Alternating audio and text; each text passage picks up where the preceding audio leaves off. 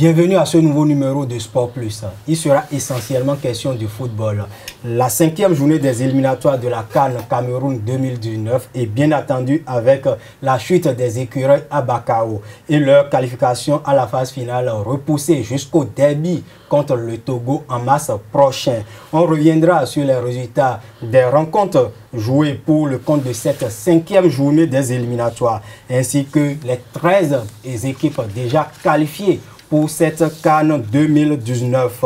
Les résultats de la 3e journée du championnat national de football de première division et les affiches de la prochaine journée seront également évoquées au cours de cette émission. D'autres informations viendront meubler cette émission. Bonsoir à tous, bonsoir à nous. Bonsoir Larius Sadiagbeno, bonsoir amis téléspectateurs et internautes. Bonsoir René Sago. Bonsoir Larios et bonsoir aux amis téléspectateurs. Avec nous aujourd'hui pour débriefer l'actualité sportive au Bénin et ailleurs, Fidèle Akorodia, reporter sportif et rédacteur en chef de la chaîne des sports Ado FM, Ado TV. Bonsoir Fidèle. Bonsoir Larios, bonsoir amis téléspectateurs. Et tout de suite, la 3e journée de la Ligue 1 du Bénin 2018-2019 a enregistré 6 victoires à l'extérieur sur 9 matchs disputés. ESAEFC, co-leader jusque-là, a été la première victime de cette journée. Richard Biot et ses hommes se sont inclinés 0 but contre 1 au stade René Pleven de Cotonou face aux Dragons de l'OME. L'unique but de la partie est intervenu à la 90e minute et est signé Achiman Yaya. Suivant les impressions de Richard Biot, entraîneur des AEFC, et de Jean-Louis Manrayan, entraîneur adjoint des Oranges et Noirs. Dans l'ensemble, on ne méritait pas de perdre. Mais puisque le football n'est pas une science exacte, on s'est arrivé sur une petite erreur. Nous jouons tous les 90 minutes. Je répète, c'est arrivé sur un coup de chance parce que ça, ce qui s'est passé ici pouvait se passer de l'autre côté. Donc je dis, c'est un coup de chance. Oui, merci. Ce n'est que le début du championnat. Vous voyez, ce n'est que le début du championnat. Moi, dans l'ensemble, dans la conception du jeu, dans ce que mes joueurs ont produit, je suis satisfait. J'ai perdu, mais je suis satisfait de la production de ce soir. Je ne suis pas satisfait du jeu. Je ne suis pas satisfait du jeu, mais je suis satisfait des 3 points. Donc, à la lecture du jeu, il nous reste beaucoup à faire. En fait, c'est des jeunes joueurs. Le championnat, c'est une compétition de longue haleine. Il faut avoir un peu de patience avec ces jeunes. L'essentiel, c'est de travailler. Il faut travailler. C'est parce que nous sommes pressés. Le championnat qui vient de commencer doit finir en juin. Et déjà, on est pressé que les Dragons retrouvent leur forme d'il y a 20 ans. Donc, il faut un peu de patience. Sur les mêmes installations, quelques minutes plus tard, la jeunesse athlétique de Cotonou, Jacques, a été surprise par Soleil FC, 1 but contre 2. Suivant les impressions des entraîneurs à la fin de la rencontre.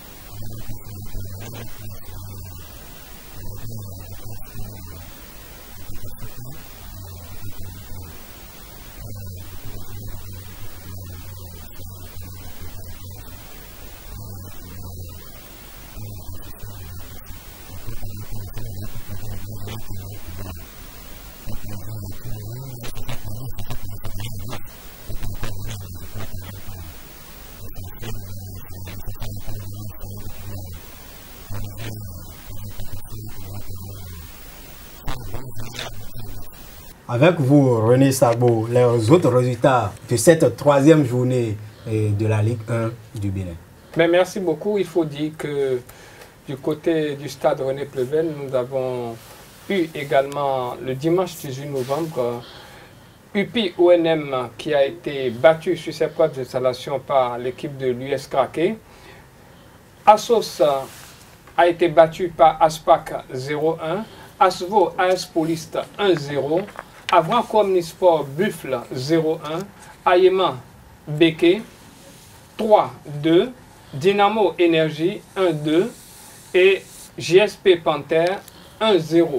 Le vendredi déjà, la troisième rencontre qui a été disputée en l'ouverture de cette troisième journée de la Ligue 1 mettait aux prises l'association sportive Oussou-Saka de Porto-Novo à l'association sportive du Port autonome de Cotonou qui est allée à Misrete s'imposer 1-0. À l'issue de cette troisième journée, deux clubs se détachent, Aïma et la jeunesse sportive de Pobé, JSP, et d'autres à l'image des Buffs du Borgou et les champions en titre et son dauphin Énergie de la SB2E se repositionne dans le peloton de tête. Et le classement provisoire sous réserve d'homologation des rencontres par la commission compétente de la Fédération béninoise de football avec vous, René Sabou. Merci, il faut simplement dire que l'équipe d'Aïma prend la tête de cette Ligue 1 à l'issue de la troisième journée avec 7 points. 4 buts marqués, 2 encaissés, goal différentiel plus 2. Idem pour l'équipe de la JSP, à la seule différence que Aïma a marqué 4 buts. La troisième place revient au Dragon de Louémé, 5 points.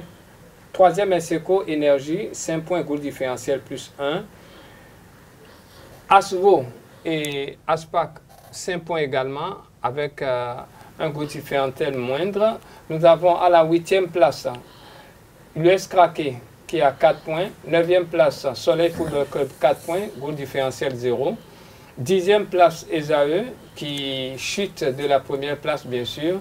Et on espère que les poulains de Bio Richard vont se rattraper. Esae, 4 points, goal différentiel 0. Tout comme Avranco Omnisport.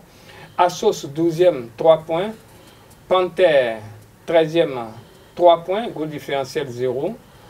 Idem pour Tonnerre Football Club qui a également 3 points.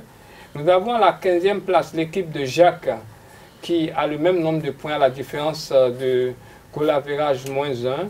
La 16e place revient à Béké, 2 points goal différentiel -1. Et dans le bas du peloton, nous avons Dynamo d'Abomey, 1 point goal différentiel -2. UPI ONM, 1 point goal différentiel -2 également. Et la lanterne rouge de cette Ligue 1, c'est bien AS Police, 0 point goal différentiel -4.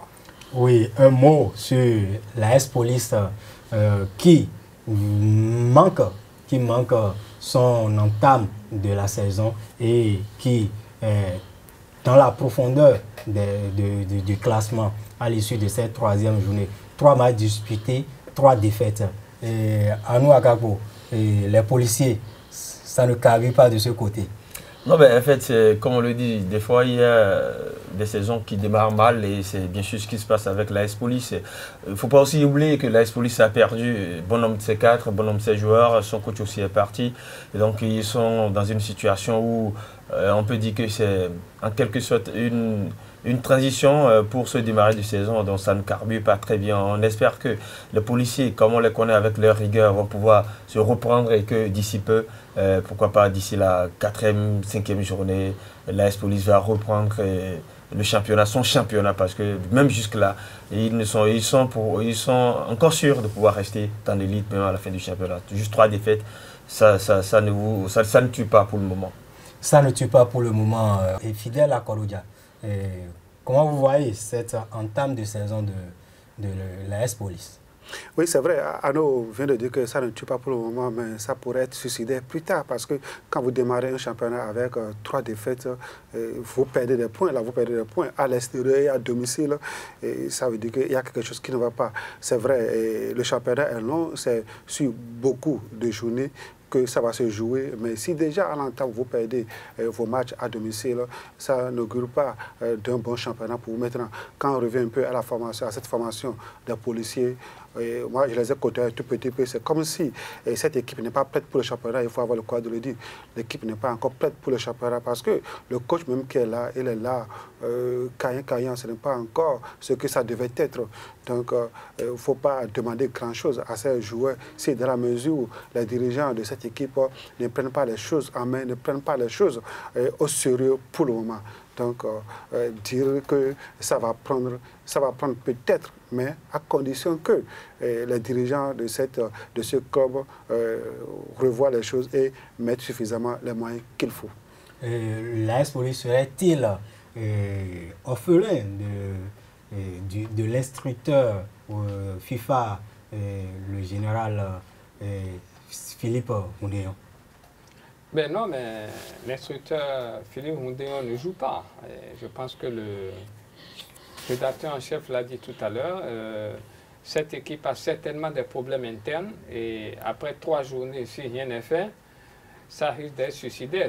Surtout que la prochaine journée, c'est l'équipe d'Avrancourt Omnisport qui se déplace au stade René Pleven, une équipe qui est en quête de points et qui fait quand même long feu au niveau de cette Ligue 1. Et vous savez, l'équipe d'Avrancourt Omnisport n'est pas la première venue et elle serait à René Pleven pour faire le break, j'allais dire. Donc, il revient aux responsables de l'AS Police de prendre les dispositions pour qu'on ait au moins la première victoire lors de la 4e journée. Sinon, là, on s'achemine vers les profondeurs du classement et après 36 journées, ça risque d'être difficile à consommer. Voilà. Non, mais écoutez, permettez, c'est vrai que c'est Avrancourt Omnisport qui se déplace, mais ce n'est pas aussi un foutre de guerre. On a vu Avrancourt qui a été battu par les Buffles sur ses propres installations. On a vu Avrancourt Omnisport qui n'a marqué aussi, même si on va me dire que ça vient de démarrer, ils n'ont marqué que 3 buts. Ils ne marquent pas aussi beaucoup, même si l'AS Police ne joue pas correctement, quand même, c'est pas Avrancourt. C'est Avrancourt. Oui, il faut simplement dire que 3 buts en 3 rencontres, ça fait une moyenne d'1 but. Et si vous avez bien suivi cette rencontre face au Buffle, vous allez vous rendre compte que Avrancourt Omnisport a été cueilli à froid, mais la suite... Ça a été très, très difficile pour les Buffles du Borgo. Les Buffles sont passés à côté. À côté. Ils ont perdu leur gardien aussi dans le match. Ils ont perdu Chamzin Capo. Enfin, ce qui est sûr, je ne dis pas que Avrancourt n'est pas une équipe, d'accord, très en forme, qui peut seulement que je dis, il ne faudrait pas mettre Avrancourt sur une autre planète et que vont dire que... Aujourd'hui, le gros souhait, c'est quoi? C'est que l'AS Police puisse enregistrer une première victoire. Sinon, comme l'a dit M. Akorida, on s'achemine vers un suicide. Mais ce serait très difficile, il faut avoir le courage de le dire, ce serait très difficile pour l'AS Police de battre cette équipe d'Avrancourt que moi j'ai vu jouer à Avrancourt la dernière fois face au Buffle. C'est vrai, ils ont été cueillis à froid à la 7e minute par un but venu de nulle part. Mais tout au long de la rencontre, les Buffles ont bavé. Vous avez dit que les Buffles ont perdu leur portier. Mais outre ça, une unité et la solidarité légendaire entre les Buffles, ce ne serait pas le score à la fin. Maintenant, cette équipe qui a déjà scoré une fois, d'accord, qui a déjà scoré une fois face à cette équipe de la police qui ne présente rien, on ne va pas se leurrer la face pour dire qu'ils vont non. Il faut se dire la vérité. Cette équipe de la police nationale n'est pas encore prête pour jouer le championnat. Et je ne sais même pas pourquoi les policiers se sont engagés dans la mesure quand vous voyez les enfants. Je ne sais pas si vous avez déjà suivi l'un de leurs matchs. Sinon, ils ne présentent rien sur le terrain. Il faut avoir le courage de le dire. Mais il faut dire que c'est un technicien qu'on connaît bien par ici, champion du Bénin avec l'association sportive du port autonome de Cotonou, qui est à la tête de cette formation de l'AS Police. Il s'agit bien sûr de Émile Eniansouan, que nous connaissons bien, et qui a également remporté, en parenthèse, il a remporté le seul trophée que le Bénin détient au niveau du football, la Coupe des moins de 17 ans de l'UFOA, que le Bénin a remporté en 2014 du côté de Lomé. Ouais, le palmarès du coach ne suffit pas. Si le coach a un palmarès impressionnant et que ces poulains ne font rien sur le terrain, comme M. Relais l'a dit tout à l'heure, ce n'est pas à lui de monter sur le terrain. Il s'est fait que malheureusement, Émile, il est souvent dans des mauvais coups. Parce que la saison dernière, je me rappelle, il était avec Mambanois. C'est comme ça que la saison, il a démarré Kainka. Il a été obligé de partir à la mi-saison. Il était avec les clubs là, 11 créateurs, je m'abuse. Ils étaient même presque champions. Par finir, ça s'est mal passé. Ça s'est mal passé. Il était avec Kraké. C'est comme ça qu'il jouait. Bref, il ne dirait pas qu'il serait le chat noir de cette équipe. Il n'est pas le chat noir. Il faut dire tout simplement qu'on ne va pas vilipender le coach. parce que lui, il est là pour... L'un s'en faut. L'un s'en faut. Maintenant, je vais me répéter, ce sont les dirigeants de la police nationale qui ne font pas les choses dans les règles de l'art. Il faut avoir le courage de le dire. Ils n'ont pas encore une équipe compétitive. Enassoa, moi, j'ai discuté avec lui, il a envie, mais les dirigeants, c'est comme si, bon, on nous a dit de démarrer le championnat, démarrons et puis on verra la suite. Non, on n'est plus à cette étape. Et comme on le dit bien chez les hommes en uniforme, un homme, une mission et des moyens. Donc donnez des moyens à Émile Enassoa et il vous fera rêver grand. Et nous pouvons retenir qu'après 3 journées, que ce championnat a véritablement démarré, fidèle à Korodia. Ah oui, ce championnat a véritablement démarré. Malgré la rencontre des écureuils, on n'a pas arrêté les hostilités pour autant.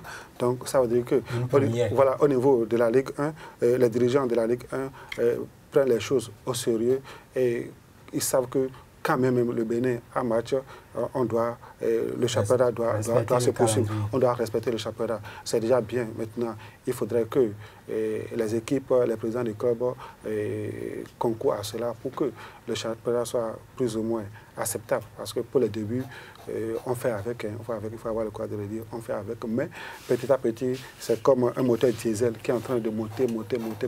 Et je suis sûr que déjà à partir de la 10e, la 15e journée, les choses seront vraiment, ce sera explosif et que les gens auront envie d'aller au stade pour aller supporter les différentes équipes. Oui, et il y avait une promesse latente. Le président de la fédération avait promis de donner un appui financier aux clubs qui participent à cette saison de Ligue 1 du Bénin. Et une enveloppe financière, mais on ne l'a pas eu à nous à Gabon. Oui, c'est vrai qu'ils ont dit qu'après la 3e journée, qu'il y aurait des subventions pour les clubs. On ne l'a pas encore eu. Je suppose que nous sommes toujours dans la période, parce que la 4e journée n'a pas encore commencé. Elle va démarrer, je crois, le vendredi prochain. Donc, bon, espérons que peut-être avant le vendredi ou bien même au soir du vendredi, qu'on ait ces subventions-là. C'est vrai, c'est une parole du président. Donc, il va l'honorer. Maintenant, si cette parole...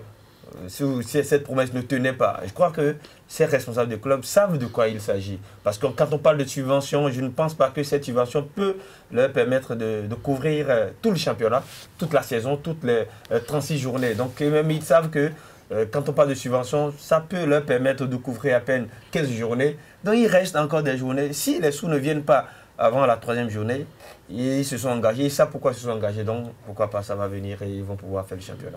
Oui, ça va venir. René Sagbo, le championnat est véritablement lancé après cette 3e journée où on a enregistré 6 victoires à l'extérieur sur 9 matchs disputés. Ben oui, c'est évident et ça saute à l'œil. Le championnat est lancé et vous voyez vous-même l'engouement qu'on constate du côté des médias. Ce n'était pas le cas lors de la dernière saison. Aujourd'hui, sur les radios, la télévision nationale, la presse en ligne partout, le championnat est relayé et ça a la grande joie des supporters.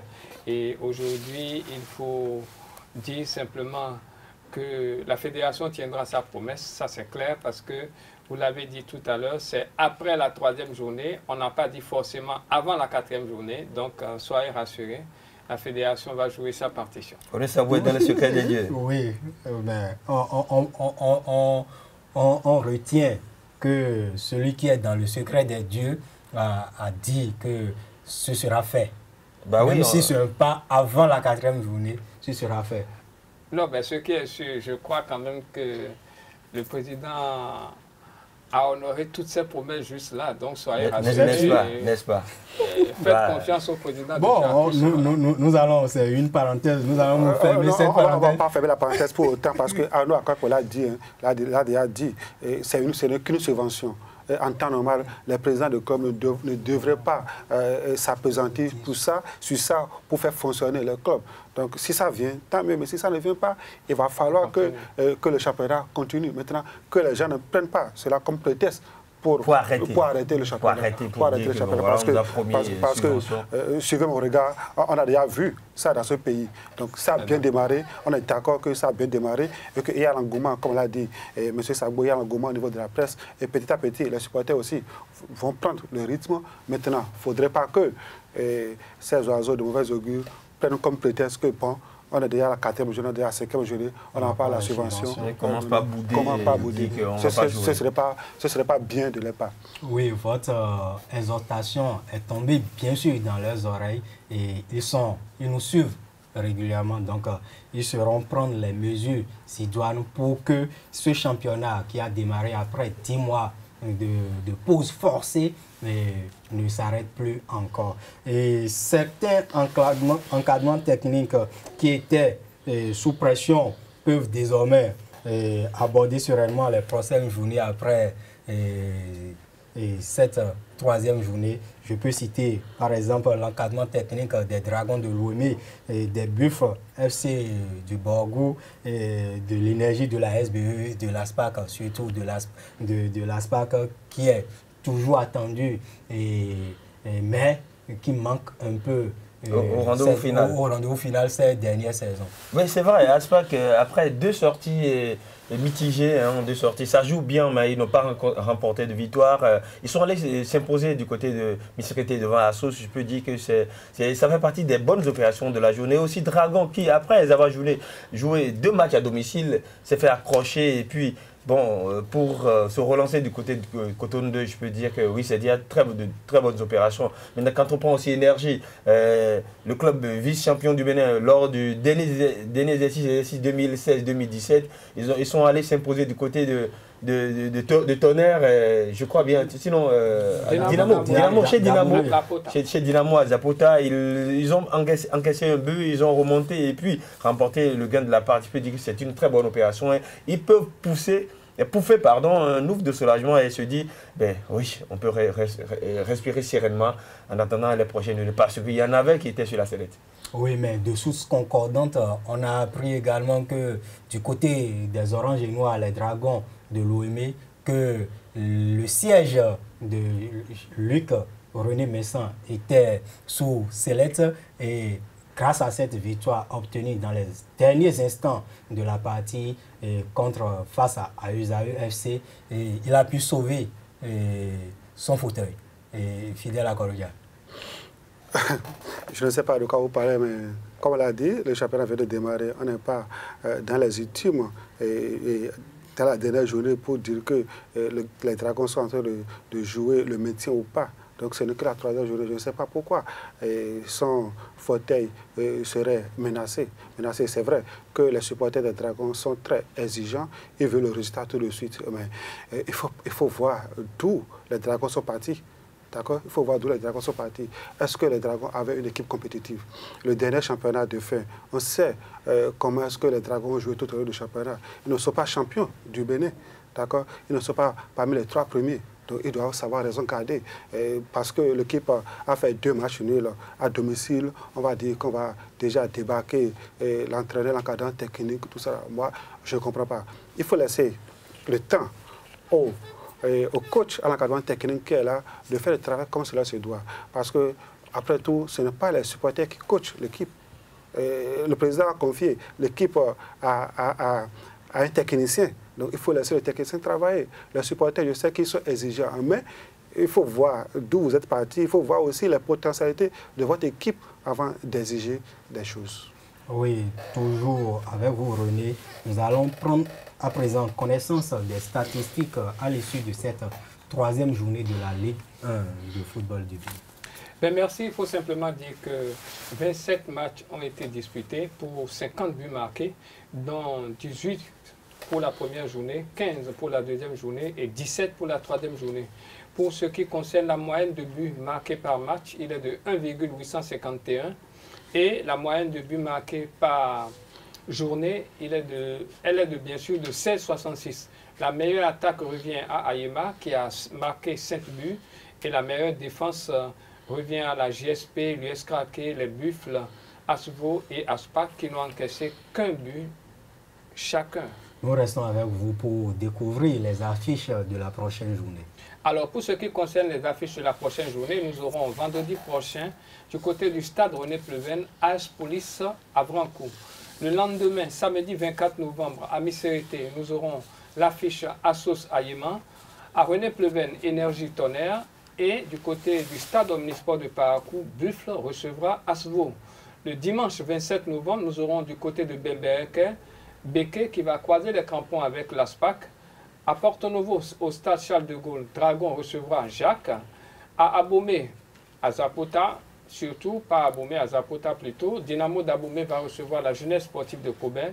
Et au stade René Pleven, l'équipe de ZAE va croiser les crampons avec UPI ONM.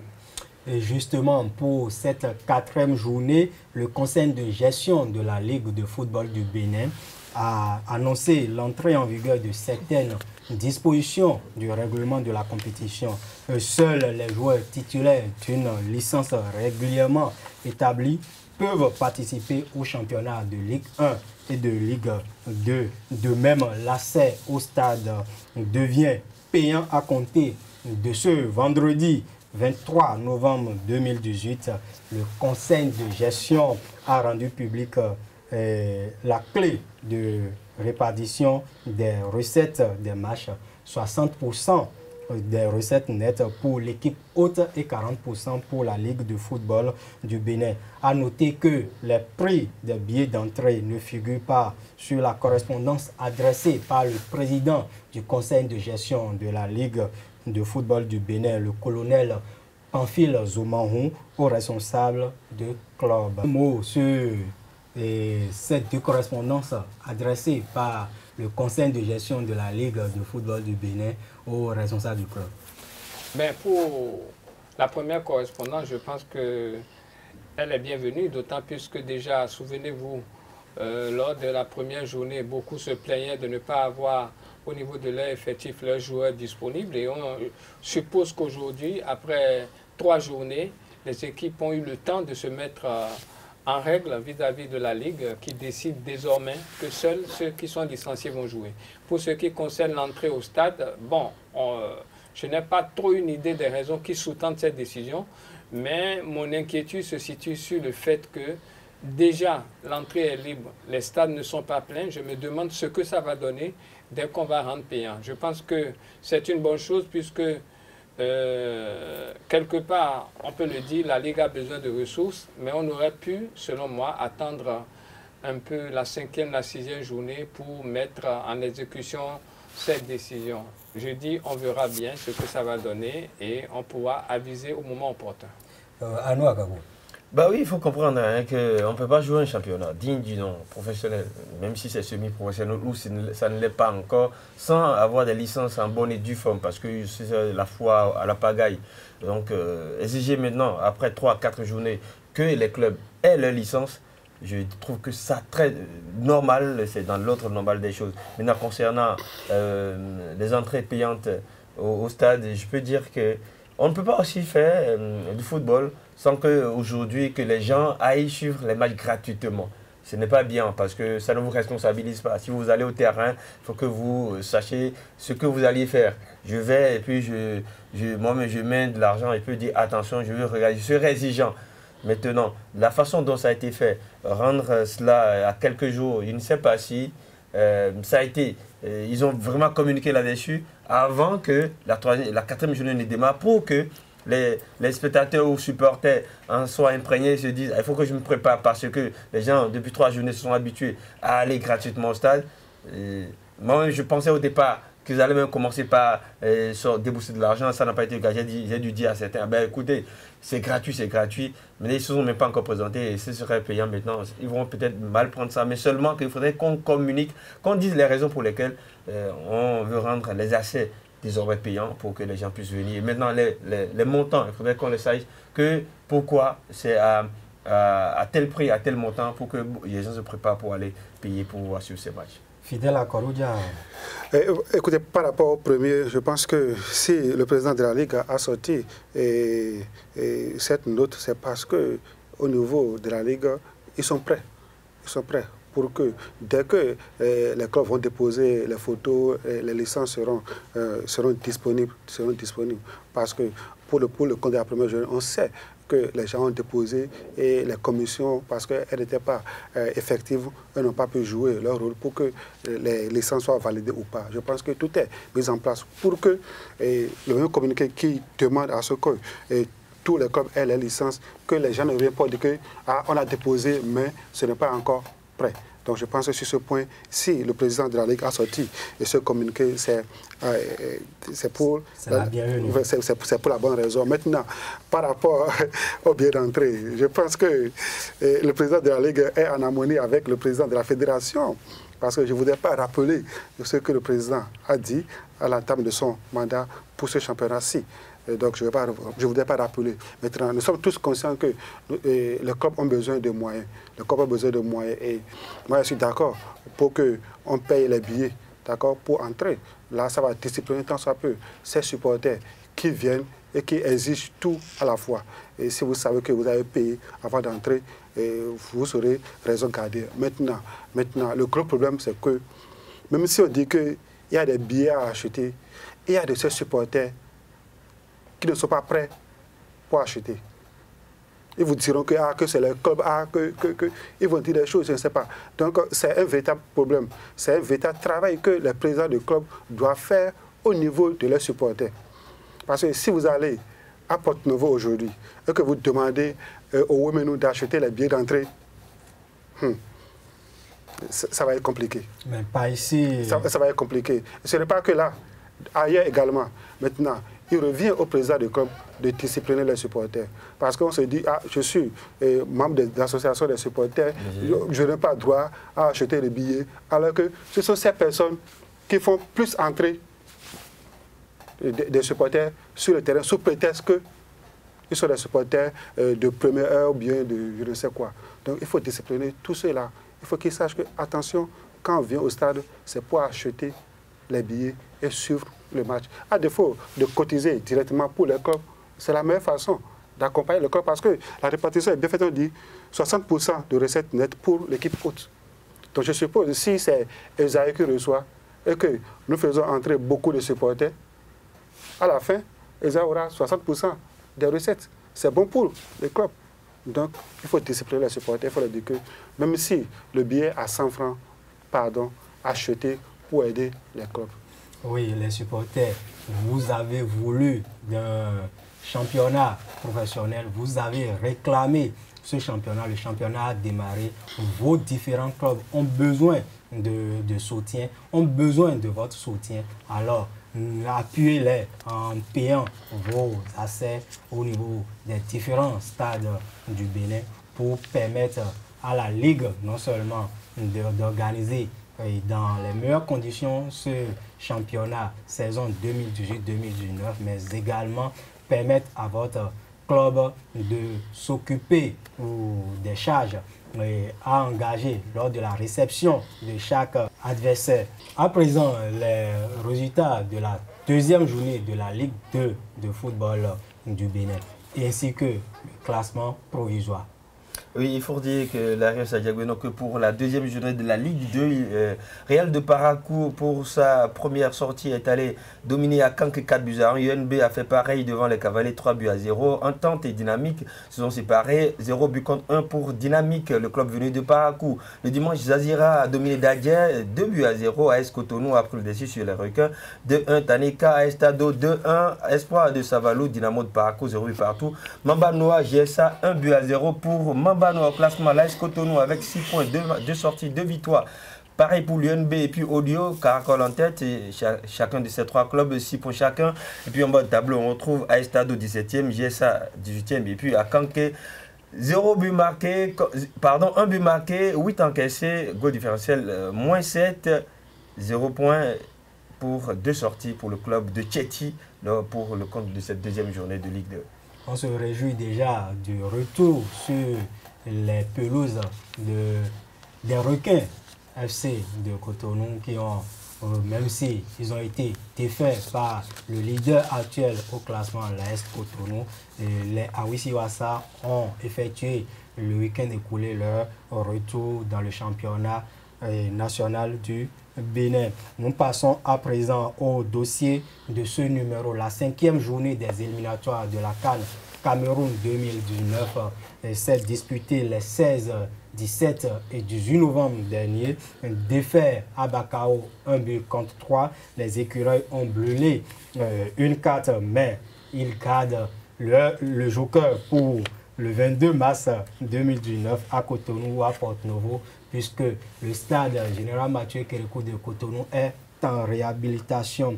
Mais pourtant, Michel Dussuet et ses poulains détenaient leur précieux sésame pour Cameroun jusqu'à 20 minutes de la fin du temps réglementaire avant de sombrer. Et à la fin, malgré la déception qu'on pouvait lire sur les visages des supporters restés à Cotonou, ils croient tout de même à la qualification des écureuils en mars prochain. Suivons-les. Effectivement, le Bénin était bien parti pour gagner ce match. Ils ont même ouvert le score. Ils ont bien joué, Mais on n'a rien compris de tout ça là. Bon, le gardien aussi qui faisait besoin des sorties un peu hasardeuses là, qui a pris un but à distance, vraiment ce qui n'a même pas plu aux supporters. Vous voyez le but qu'il a pris, à distance, il a eu une petite lobe là qu'il a marqué. Et le deuxième but, regardez comme c'est venu. Le défenseur est allé avec le joueur, ils sont allés tous deux ensemble. Un tout petit tir là, un tout petit rebond, le gardien peut bloquer. À l'instant déjà, où il a pris le deuxième but, déjà moi je ne croyais plus à la victoire du Bénin. La qualification est toujours possible. La qualification est toujours possible, pourvu que seulement le Bénin y croit. Si le Bénin y croit, la qualification est possible. En football, rien n'est impossible, tout est possible. Comme de la manière dont les Béninois et les Gambiens ont gagné. Le Bénin aussi peut gagner, peut obtenir sa qualification sans problème. Nous les supportons, nous les encourageons, mais seulement qu'ils fassent confiance à leur entraîneur. Le Bénin est une très bonne équipe. Nous avons de l'espoir et ce qui s'est passé, on croit toujours au Bénin parce que moi j'ai très confiance à cette équipe.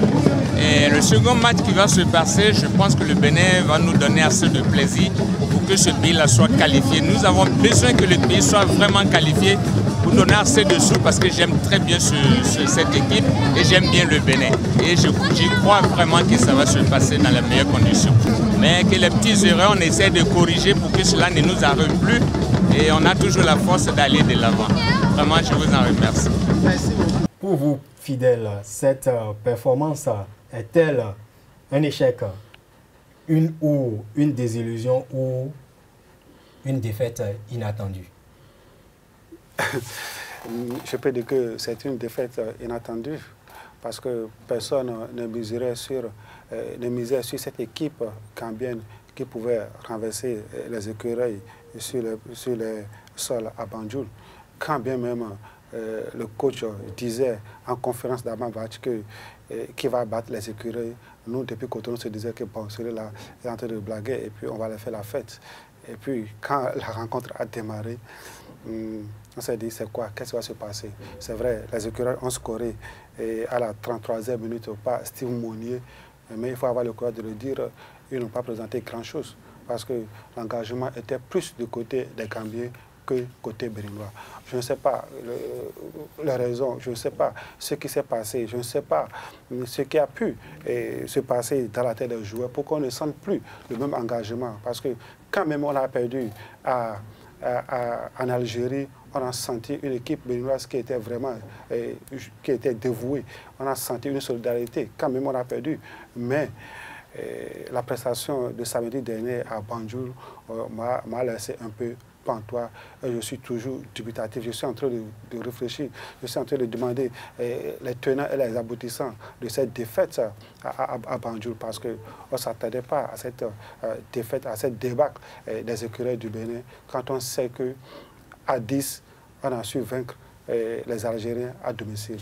Donc, je me pose encore des questions sur cette défaite. C'est vrai, à leur arrivée, l'entraîneur n'a pas dit grand-chose. Les joueurs aussi ne se sont pas encore exprimés pour nous dire les raisons qui ont poussé à cette débâcle. Mais j'estime qu'avec cette défaite, on va se mettre une pression inutile le 22 mars prochain à Cotonou face au Togo.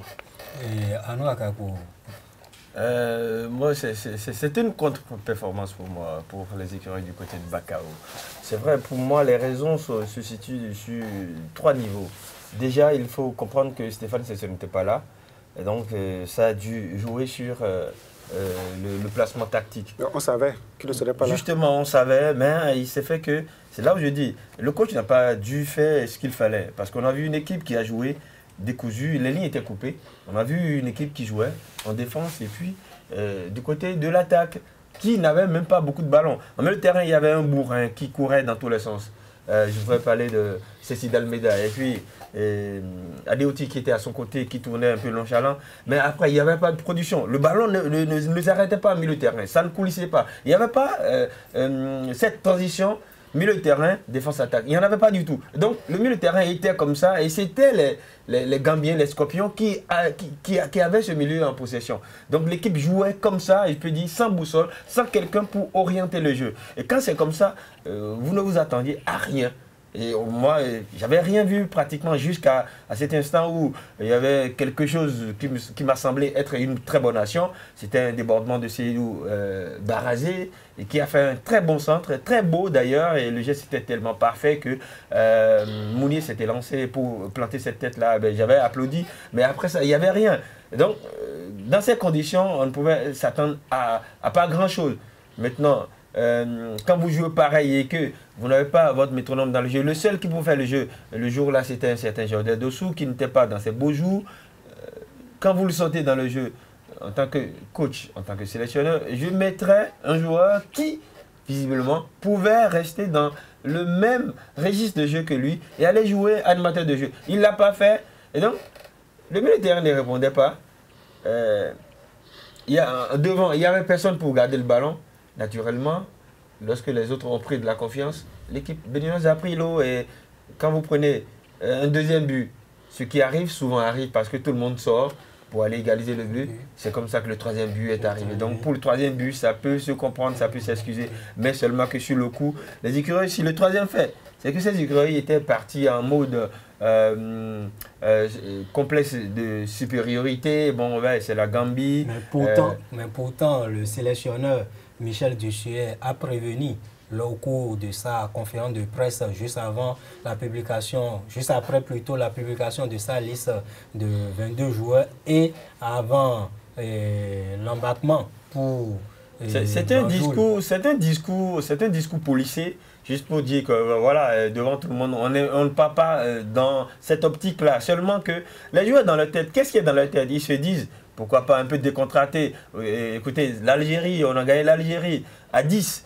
La Gambie, le Togo est allé battre la Gambie. On a gagné la Gambie ici. Depuis 2015, la Gambie a remporté le monde match à domicile. Bon, voilà, on peut aller là-bas faire l'affaire. On est quand même, on a les armes, on a les atouts qu'il faut pour cela. Et donc, quand vous partez comme ça en campagne, ça ne paie toujours pas. Alors qu'on a vu des Gambiens étaient en jambes, ils étaient maîtres de jeu, ils étaient beaucoup plus confiants, balle au pied, que les écureuils qui, quand ils prennent le ballon, 1-2, ben oui, on jette ça. René Sago, les conditions d'hébergement de la délégation béninoise, on aurait appris que la délégation aurait été privée de l'eau dans les chambres pendant 2 jours. Est-ce que cette pression psychologique n'a pas joué un peu sur la prestation des écureuils? Non, ben arrêtez. On ne va pas prendre ce prétexte pour expliquer la défaite. Là, non. Vous savez déjà, lors du dernier numéro, on était en train de parler d'inquiétude par rapport à l'absence de Stéphane Sesseyon. Et ajouté à ça, on parlait du nouveau venu, Sebiou Soukou, qui devait pallier tant soit peu à l'absence de Stéphane. Et le constat est quoi? Sa situation administrative faisait qu'il ne pouvait pas être aligné. Alors face à cette situation, Michel Dussuet avait certainement une autre équation. C'est de mettre en place une sélection que je peux qualifier d'expérimentale pour pouvoir faire face à cette équipe gambienne qui, vous l'avez dit, et il a dit aussi, était une équipe qui pouvait faire mal à Banjul. Et voilà, nous avons senti dans les 30 premières minutes une équipe qui était à Banjul, tout comme pour observer l'adversaire. Et c'est le but libérateur de Steve Mounier qui a redonné un peu confiance à cette équipe béninoise. Mais très tôt, j'ai senti un excès de confiance, puisqu'après la première mi-temps, on s'est dit, on avait le match en main. Au pire des cas, on pouvait avoir 1 point, mais patatras, le but égalisateur zambien est venu Et j'ai eu l'impression, Gambien est venu, et j'ai eu l'impression que ce but a fait douter notre sélection. Et vous voyez, en 20 minutes, nous avons encaissé 3. Je pense qu'il va falloir tirer les leçons de cette rencontre. C'est vrai aussi que le score du côté du stade municipal de Lomé redonne confiance, mais il va falloir qu'on ait la tête calme et tirer les leçons de cette rencontre. Comme l'ont dit mes prédécesseurs, accepter qu'il a eu contre-performance au cours de ce match et prendre les dispositions pour le match prochain. Oui, prendre les dispositions pour le match prochain, mais les dispositions à prendre déjà, c'est qu'on note à l'issue de cette rencontre que 2 joueurs vont manquer ce rendez-vous face au Togo, ici même au Bénin. Il s'agit de Michael Poté qui a écopé d'un second carton jaune à Banjul. Donc pour cumul de cartons, il ne sera pas de la partie. Et également, Ceci Dalmenda, l'unique buteur face au FENEC de l'Algérie à Cotonou le 16 octobre dernier également, a écopé également d'un carton jaune. Et lui également, pour les mêmes raisons, ne sera pas déjà là. Et lorsqu'on sait qu'il y a un certain Jean-Marie Guerra qui est dans cette sélection, qui est appelé depuis la double confrontation face au FENEC de l'Algérie, et pourquoi le sélectionneur n'a pas osé, n'a pas été un peu audacieux à Banjul pour donner sa chance à ce jeune qui évolue du côté de Enyimba? Je ne suis pas le sélectionneur, donc je ne pourrais pas répondre à sa place, mais je constate tout simplement que nous sommes partis à Banjul avec 22 joueurs. 22 joueurs, je pense, avec 22 joueurs. 21. Oui, voilà, avec 21 joueurs. Et on sait que sur le rectangle, il faut 11. Et parmi les 11, on sait qu'il y a certains qui ne sont pas à 100%. Pourquoi ne pas essayer les autres qu'on a appelés? Ouais, on enlierait une équipe B, on nous battrait, on dirait que bon, c'est vrai, c'est une équipe B. Mais on a allié presque les titulaires et on a été battu. Et ça dit qu'on n'a pas de joueurs et qu'on est en train de nous bluffer. C'est la question que je me pose. Ou bien nous avons des joueurs qu'il faut, mais on ne sait pas le système de le système, ou bien on ne sait pas, on ne connaît pas encore leur valeur intrinsèque et on les appelle juste pour gonfler le nombre. Donc, moi, je pense que c'est le moment plus que jamais aux sélectionneurs de prendre vraiment le travail que le peuple béninois a confié à bras le corps. Et se dire que si ça marche, c'est vrai, c'est pour tout le monde, mais au cas où ça ne marcherait pas, ce n'est pas ceux qui sont auprès de lui qui lui disent voilà tel joueur est bon. Ce n'est pas à eux qu'on va demander des comptes, mais plutôt à lui. Plutôt à lui. Parce que moi, j'estime que, je peux me tromper, à un moment donné, Michel Dussier n'a pas osé. Il n'a pas osé. Il a voulu peut-être faire confiance à ceux qui lui parlent et n'a pas su allier le joueur intrinsèque que lui-même se dit, bon, celui-là, il est capable de faire le jeu. Sinon, ce n'est pas le joueur, ce n'est pas le joueur qui nous manque pour autant, la Rose. Ce n'est pas le joueur qui nous manque. Et face à cette équipe de la Gambie, vous n'allez pas me dire que les Béninois, les 11 Béninois ne peuvent pas affronter ces Gambiens et sortir avec une défaite aussi lourde. Quand on sait qu'on mettrait le cap jusqu'à la 70e minute, et il a fallu des changements pour qu'on ne perde. Bon, moi, je me pose des questions. C'est vrai, et sur chaque joueur, j'ai envie qu'on puisse dire un mot sur chaque joueur qui était allié. C'est vrai qu'on n'aura pas le temps. On reviendra pour parler de plus l'âge, de plus... Pour finir, à mon niveau, je pense que moi, je voudrais m'adresser directement à M. Dussier pour lui dire, c'est à vous, M. Dussier, que le Bénin a confié l'équipe. Prenez vos responsabilités et faites-nous rêver. Oui, faites-nous rêver, et il faut déjà signaler que c'est le dernier sélectionneur qui a qualifié le Bénin pour une Coupe d'Afrique des Nations, celle qui s'est disputée en Angola en 2010. Et la situation dans ce groupe après le match Togo Algérie le lendemain, le dimanche 18.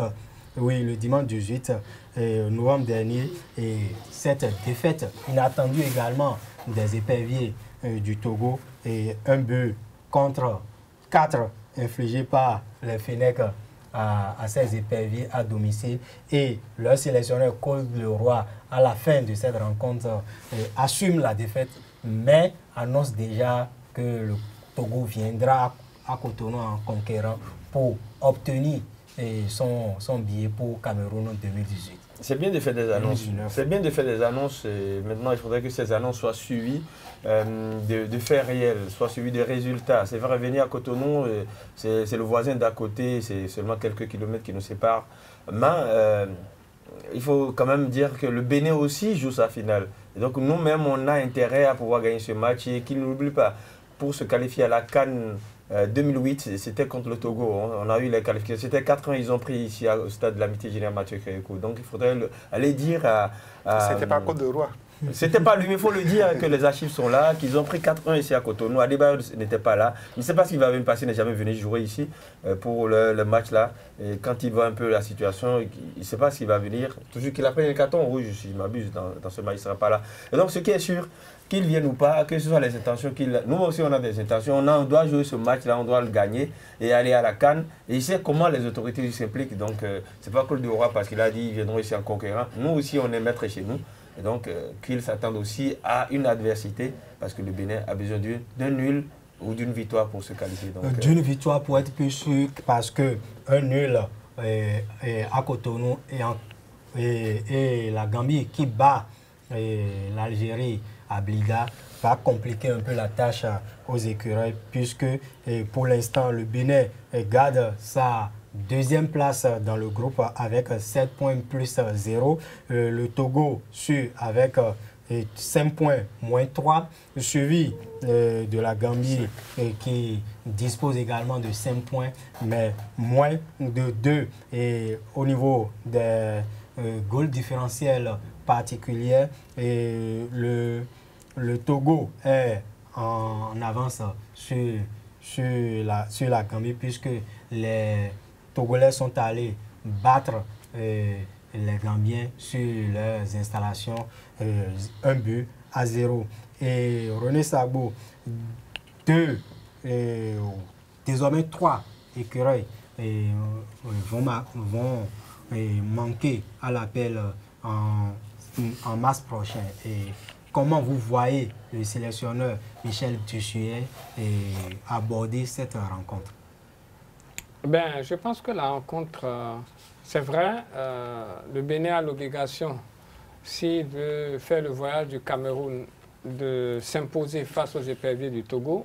Mais pour moi, la rencontre s'annonce vraiment explosive, et d'autant plus que déjà, du côté de Blida, les Gambiens effectuent le déplacement en conquête avec pour objectif de faire le break là-bas, ce qui n'est pas exclu au vu de ce qu'on a observé. Mais pour cette rencontre, je pense aussi que Michel Dussuet devra vraiment trouver la bonne recette pour venir à bout de cette équipe togolaise. C'est vrai qu'il a certains joueurs qui ne seront pas là aussi du côté des éperviers. À l'instant de Atakora, un joueur qui a fait vraiment long feu lors de la rencontre face au Fennec. Mais là, avec l'absence d'abord du capitaine Stéphane Sessayon, de Cécile Dalmeda et surtout de Michael Pouté, je dis la situation est un peu compliquée pour le Bénin. Mais le patron de l'encadrement technique, le français Michel Dussuet, sait et connaît les attentes du peuple béninois. Il sait le contenu de son contrat, donc il saura trouver la bonne recette pour venir à bout de cette sélection togolaise. Et je voudrais bien rappeler à mon confrère Arnaud Capot que Emmanuel Adebayor serait bien au stade de l'amitié le 22 mars. Tant mieux. Et je me dis, le Bénin a sa chance à jouer. Et on espère vraiment que l'on puisse avoir cette 4e qualification qu'on attend quand même depuis 10 ans. Oui, le Bénin garde son destin en main et il lui suffit juste de battre le Togo et le billet pour Cameroun 2019 est assuré. Mais pour le faire, le Bénin pourra compter sur un ancien international qui avait pris sa retraite, mais qui a décidé depuis quelques jours d'effectuer son retour. Il s'agit de Rudy Gestede et le sélectionneur Michel Dussuyer a parlé de son cas. Il a confirmé que Rudy a manifesté son désir de revenir en sélection nationale. Suivez-le. Non, j'ai la même information puisqu'il m'a appelé. Donc oui, je voudrais vous confirmer ici que Rudy m'a téléphoné en me disant qu'il était prêt à revenir en sélection. Voilà, maintenant il faut trouver le bon timing aussi pour que ce retour se fasse.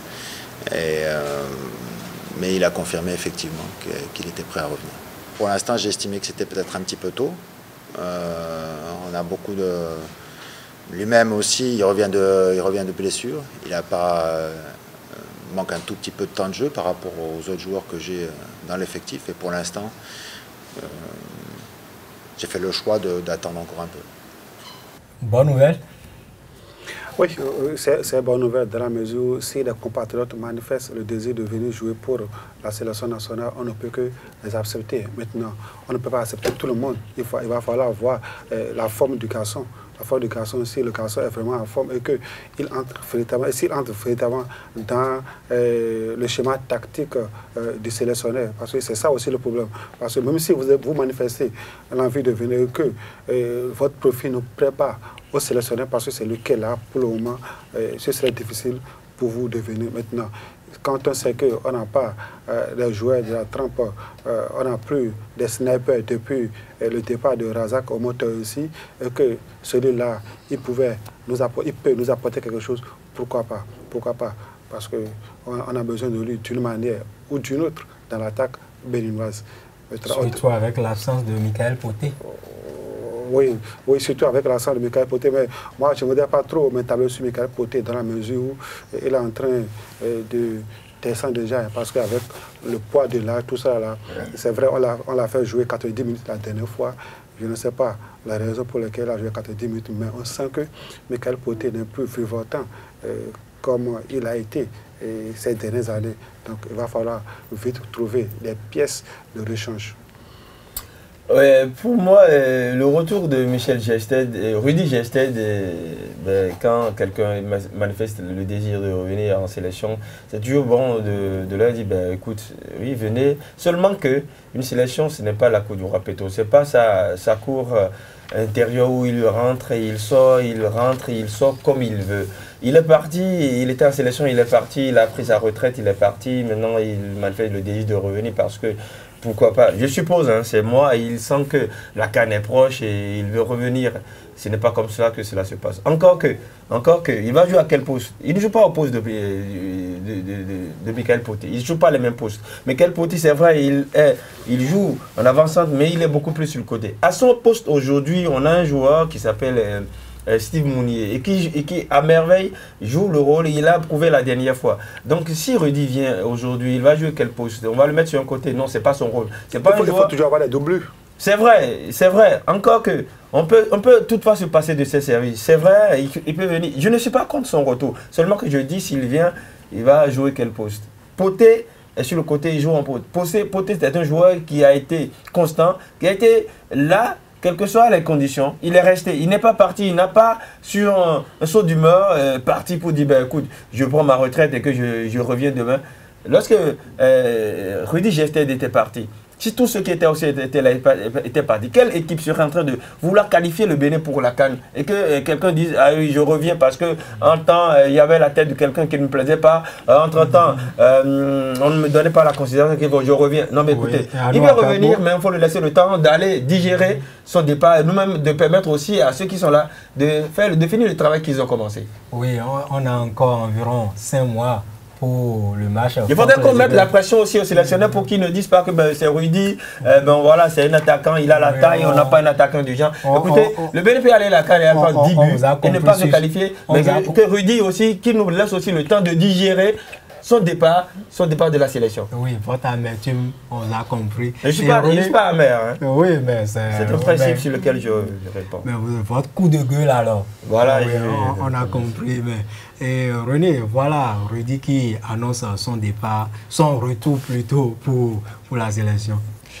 Ben, je pense que la 4 revient à Michel Dussuyen parce que je l'ai suivi la dernière fois lorsqu'il annonçait le retour de GSTD en griffe.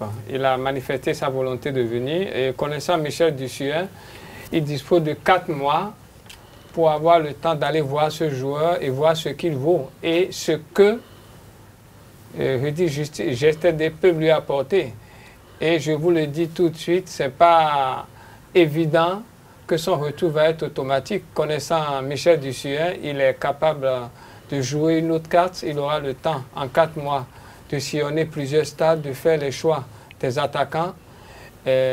Pour l'avoir vu dans le passé, surtout avec la CAN 2010, c'est un monsieur qui n'a pas d'état d'âme, donc il saura choisir ses joueurs. Si Rudy rentre dans son schéma, vous le verrez peut-être lors de la prochaine rencontre, mais je ne serai pas surpris de ne pas le voir non plus. Ça veut dire que ce n'est pas un espace, comme l'a dit Arnaud à Capo, où on vient au sort et on veut venir quand on veut. Donc le tout revient à l'entraîneur. Si on le retrouve pour la prochaine rencontre, c'est que Michel Dussuyen a besoin de lui pour un travail précis. Vivement que Michel Dussuyen propose des matchs amicaux à la Fédération béninoise de football pour que ce derby, tant entendu, en mars prochain, soit un match qui va combler le peuple béninois de bonheur, le bonheur d'une 4e qualification à une phase finale d'une Coupe d'Afrique des Nations. Nous passons à présent aux autres résultats de cette 5e journée et les équipes déjà qualifiées avec Arnaud Akapo. Dans le groupe A, Madagascar et Sénégal déjà qualifiés ont disputé leur match pour cette 5e journée. Il faut dire que le Sénégal a dominé la Guinée équatoriale alors que le Soudan a pris le dessus sur Madagascar. Dans ce groupe-là, Sénégal, comme je l'ai dit tout à l'heure, est qualifié avec 13 points, suivi du Madagascar. 10 points et déjà éliminé Guinée équatoriale. Soudan, groupe B, Maroc a dominé le Cameroun pour obtenir sa qualification 2-0. Les Camerounais qui organisent certainement la Coupe d'Afrique 2019. Maroc, Cameroun qualifié, Comores, Malawi éliminé dans ce groupe. Dernière journée, ce sera en mars 2018. Il faut dire que dans le groupe C, Mali a obtenu sa qualification après la victoire en déplacement du côté du Gabon sur les Panthères. 1-0 suivi du Burundi. 9 points, Gabon 7 points. Il y aura la dernière journée qui sera une finale dans ce groupe C entre Burundi et le Gabon. Mali va jouer au Soudan pour du beurre. Le groupe D, on en a déjà abondamment parlé, c'est le groupe du Bénin de l'Algérie.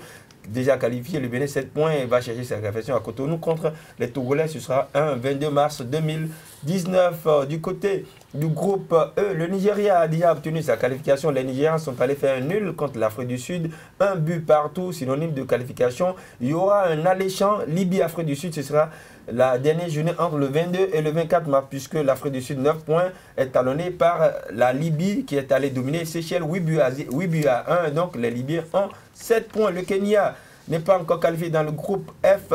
Personne d'ailleurs, parce que il y a dans ce groupe le Ghana, puisqu'il y aura un match Sierra Leone, Éthiopie, et puis Ghana, Kenya. On ne sait pas si toujours la Sierra Leone va continuer, puisqu'il y avait un problème avec leur fédération. Donc dans ce groupe, il y a le Kenya 7 points, Ghana 6 points, avec 2 matchs à moins. Le Kenya 1 match à moins, l'Éthiopie est toujours derrière avec 4 points. La Sierra Leone, on ne sait pas sa situation exacte pour le moment. Dans le groupe G, il n'y a pas encore de qualifié, puisque le Libéria a 8 points, Libéria a 7 points, derrière le Zimbabwe 8 points. La RD Congo et l'autre Congo ont 6 points et 5 points respectivement. Donc il y aura des matchs qui comptent pour des finales, Zimbabwe-Congo et puis RD Congo. Libéria, dans le groupe H, la Guinée déjà qualifiée et la Côte d'Ivoire se sont affrontés, se sont séparés. Un but partout du côté de la Guinée lors de la précédente journée, la journée 5. Donc, comme je le dis, la Centrafrique et le Rwanda sont déjà éliminés avant la dernière journée. Groupe I, Mauritanie, surpris.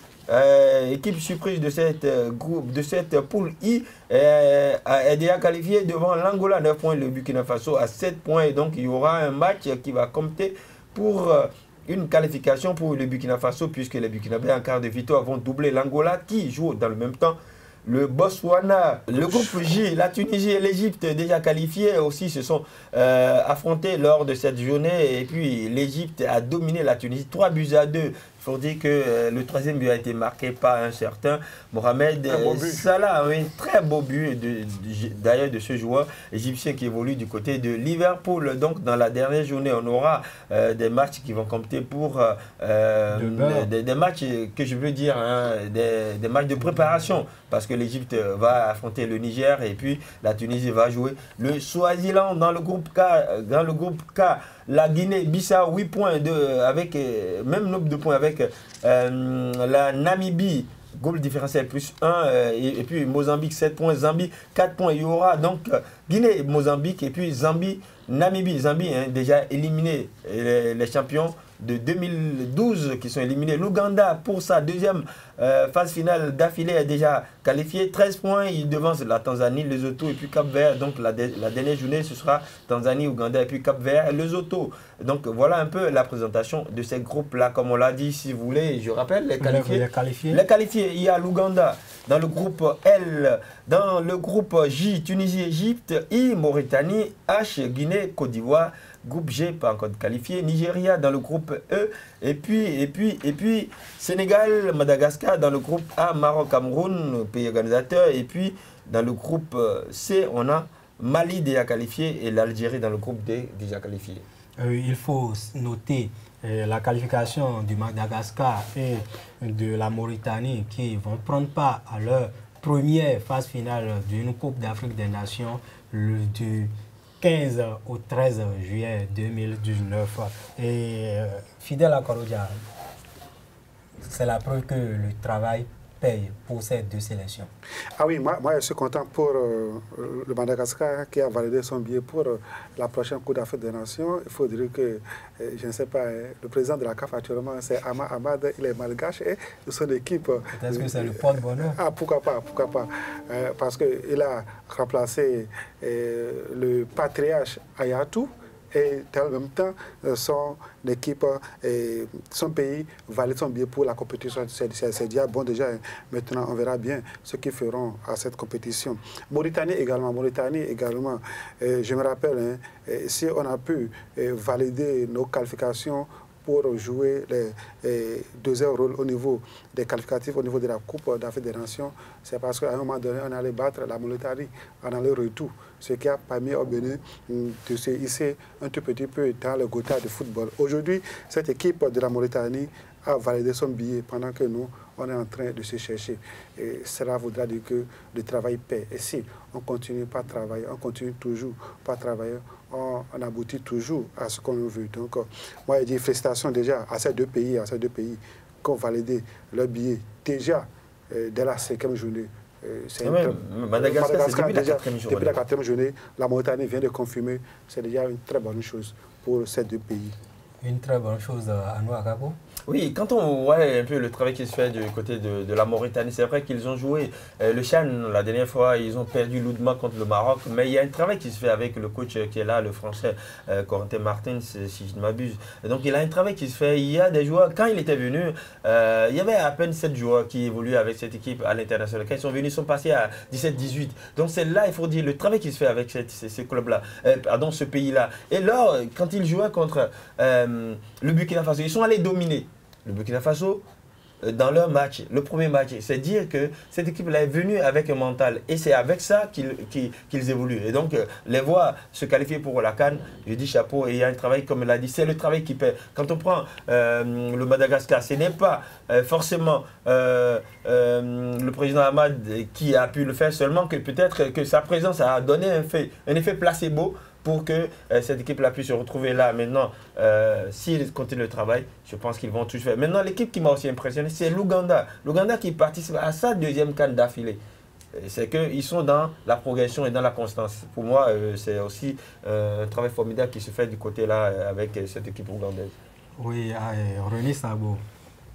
Ben, il faut simplement dire qu'au vu des 13 premiers qualifiés, dont Madagascar et la Mauritanie, il faut remarquer que maintenant, il n'y a plus de petites équipes. tout le monde aspire à aller dans l'élite et le résultat est là. Et je peux vous dire, pour les 11 places qui sont disponibles, on risque d'avoir encore des surprises. Parce que là, lorsque vous observez un peu le classement au niveau de certaines poules, notamment au niveau de la poule L, où, outre l'Ouganda, nous avons déjà la Tanzanie, le Lesotho qui pointe à l'horizon, alors que le Cap-Vert est l'antenne rouge. Donc, il faut s'attendre aussi à des surprises agréables, j'allais dire. Donc, c'est un nivellement au niveau des pays qui se qualifient aux phases finales et j'espère que le Bénin fera partie aussi de l'élite qui va défendre les couleurs du côté du Cameroun à partir de juin 2019.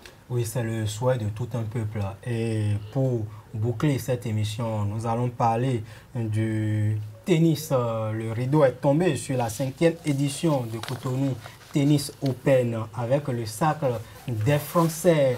Et Pauline Paët a remporté le Graal chez les dames, tandis que Leni Mitiana a remporté le tournoi chez les hommes. Et c'est au terme d'une finale âprement disputée face au Malien Seydou Diallo au 3-7 et 6-2, 6-4 et 6-4. Nous allons suivre les impressions des deux vainqueurs de cette édition. Oui, je redoute tout le monde. Enfin, toutes les filles peuvent très bien jouer. Je prends match après match. Et c'est vrai que c'est une fille qui joue très bien. Donc je savais que ça allait être un match difficile. Et voilà, j'avais une tactique en place et j'ai réussi à la tenir. Et c'est pour ça que j'ai gagné aujourd'hui. La clé, c'est le mental. C'est le mental qui a tenu le physique. Et ne pas lâcher la tactique que j'avais. Donc voilà, c'est ça qui a fait la différence. Je suis vraiment très heureux d'avoir gagné ce tournoi. C'était vraiment une très très grosse finale. Je pensais pas que ça allait être aussi dur. Les conditions, il y a eu beaucoup de retournements dans ce match. Je menais au début plutôt facilement, mais derrière la chaleur, ça m'a bien fatigué. Derrière, il était un peu mieux que moi. Je perds le deuxième set. Et après, le soleil s'est un peu caché. Derrière, je revenais un petit peu mieux et c'est lui qui a commencé à être un peu plus dans le dur au troisième set. Et vraiment, ça s'est joué à très peu de choses. Vraiment très peu de choses. 6-4 au troisième. Je casse mon cordage à balle de 5-5. Je m'en sors vraiment bien. Enfin, c'est vraiment un match de tennis. Ça se voit, là, on peut le voir. Ça se joue vraiment sur 1 ou 2 points. Donc voilà, je m'en sors vainqueur aujourd'hui et on verra si je m'en sors aussi vainqueur l'année prochaine. J'espère vraiment revenir l'année prochaine pour défendre mon titre. Restons avec les tennismen et pour les organisateurs de cette compétition ont remercié les sponsors qui les ont accompagnés et ont prévu de bonnes choses pour l'édition 2018. Suivez-les. Je suis totalement satisfait parce que cette fois-ci, on a eu droit à une belle finale. D'abord, depuis qu'on est en train de faire Tennis Open de Cotonou, on n'a jamais allumé des lumières ici. Vous voyez, à cause de cette finale, donc je dis merci beaucoup aux deux joueurs, Diallo et Leni, qui nous ont donné un beau spectacle. Pour la deuxième fois où je suis associée à ce tournoi, je peux dire que le tournoi fait la fierté du tennis du Bénin. Nous avons observé des tennismen et des tennisfilles qui sont venus du Bénin et de 11 pays pour jouer leur mieux et pour combattre et pour faire vraiment de bons matchs qui étaient excellents à observer pour tout le monde. Le niveau de la compétition, le niveau a été très bon. Le niveau est bon. Vous voyez, à partir des quarts de finale, on a eu beaucoup de beaux matchs. Et je profite pour féliciter nos deux jeunes du moment. Et Sylvestre Monou, qui a fait un beau spectacle. Et Anousé Wanou aussi, qui s'est donné. Et on a vu quand même aujourd'hui le tennis béninois, ça monte, ça évolue. Et je demande à toutes nos autorités de penser beaucoup à pousser le tennis béninois. Nous avons des jeunes talents. Si nous voulons avoir de très bons joueurs, il faut que les autorités essayent de pousser un peu le tennis. Je pense qu'il faut davantage que les gens s'y intéressent, que les entreprises s'y intéressent, pour que nous puissions remonter les prix. parce que 1 million, c'est vrai que c'est beaucoup, mais encore mieux, ça serait davantage mieux pour les joueurs. Et ceci va permettre, d'accord, aux joueurs, surtout nos joueurs béninois, de rehausser leur niveau, parce que vous-même vous avez constaté que ce soir, le match, la rencontre s'est passée avec beaucoup de douleur. C'est vrai, le Français il a gagné, mais il a gagné dans la douleur. Et finalement, le Malien a perdu aussi dans la douleur. Finissons avec du handball. La première édition du Challenge Pélagie Aremou, du nom de la femme, de l'épouse du président de la Confédération africaine de handball, Manzourou Aremou, a été organisée le week-end écoulé au Hall des Arts, Loisirs et Sports de Cotonou, avec le sacre là, des champions du Bénin en titre. Il s'agit bien sûr de Flores Handball Club, tant en hommes qu'en dames. Et nous allons suivre à présent les impressions des deux capitaines des équipes hommes qui ont joué cette finale. Il s'agit de Abbas Kora de Flores et de Fanou pour ce qui est de l'AS Canon de Porte-Novo. Il faut dire qu'on recherchait un peu nos marques. On n'a pas eu beaucoup de temps d'entraînement pour la préparation. Donc c'est normal. L'autre équipe est venue en finale. C'est une finale. Ça va être un peu tendu. Cependant, dans la psychologie, l'envie de gagner et tout, je pense que quand vous rencontrez Flowers, vous savez qu'il y a du boulot à faire. Nous venons pour gagner. Donc nous ne venons pas pour jouer un match. Nous venons pour remporter la victoire. Et c'est dans la tête. Donc à chaque fois qu'il y a une contre-attaque, qu'il y a une phase défensive ou offensive, nous savons qu'il faut aller assurer pour pouvoir prendre le trophée. Donc le travail fut fait, c'est tout. Nous n'avons eu que 4 heures pour préparer la compétition, juste mercredi et jeudi, 2 heures par jour. C'est pour ça que les matchs ont été un peu tendus. Cependant, je peux féliciter l'ensemble de mon groupe et de mon staff par rapport aux résultats que nous avons obtenus. L'objectif est atteint. L'objectif pour nous est atteint parce que 4e dans le championnat et détrôner le 2e, rivaliser avec le 1er, notre objectif est atteint. Nous venons de lancer une signal forte aux autres clubs que Canon de Porte-Novo viendra pour ce championnat en forme. La force de AS Canon, c'est la solidarité qui se trouve entre les joueurs. On n'a pas de sponsor, on n'a rien, c'est la solidarité qui est entre les joueurs. Et ce sera tout pour Sport Plus de ce mercredi 21 novembre 2018. Fidèle à Corridja, merci pour nous avoir accompagnés tout au long de cette émission. Un mot? Oui, ça va de vous remercier. Ça va de vous remercier pour m'avoir invité pour une première fois sur votre plateau. Je suis honoré. Je pense que ce ne serait pas la dernière. Et puis, je dis vraiment du courage à tous les Béninois. La qualification est possible à Cotonou en mars prochain, pourvu qu'on soit vraiment, non seulement patriotes, mais qu'on le fasse dans la paix. À nous, à Kako, c'est la fin. Oui, les écureuils ont perdu une bataille du côté de Bakao. Je crois qu'ils sont tombés. Ils vont se relever à Cotonou le 22 mars prochain pour, pourquoi pas, donner une 4e qualification au peuple béninois. Et je demande aussi aux supporters de se déplacer à partir de vendredi prochain déjà pour suivre les matchs du championnat de la Vitalo Ligue 1. René Sago. Ben merci, tout est bien qui finit bien. Avant de partir, je voudrais juste donner une information de dernière minute, notamment la participation des nageurs béninois au championnat du monde de natation en petit bassin, où nous aurons 4 nageurs, la Iba Seibou aux États-Unis, Nafisa Tradi à Dakar, Jefferson Panou et Gildas Landé Koumondi. Les 2 derniers nageurs qui se sont illustrés lors du dernier championnat, qui vont représenter le Bénin du côté de Hangzhou du 11 au 7 décembre prochain en Chine. Merci pour votre attention et prenez le rendez-vous pour la semaine prochaine.